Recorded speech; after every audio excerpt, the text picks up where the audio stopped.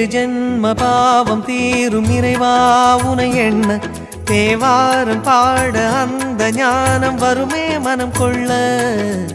ஆதியான சிவனே சிவஜோதியான சிவனே, ஆதியான சிவனே சிவஜோதியான சிவனே.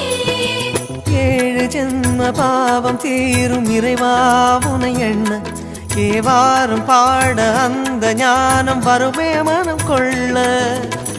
தாழும் நிலை வாராமல் காப்பவன் நீதானே, வாழும் வழி சொல்பவனே வள்ளல் பெருமானே, அண்ணாமலையானே அன்பின் பொருள் நீயே, அருணாச்சல சிவனே ஆற்றல் வடிவோனே, சக்தியின் கலையாய் பக்தியின் நிலையாய் தோன்றும் சுடரோனே, உண்ணாமுலையின்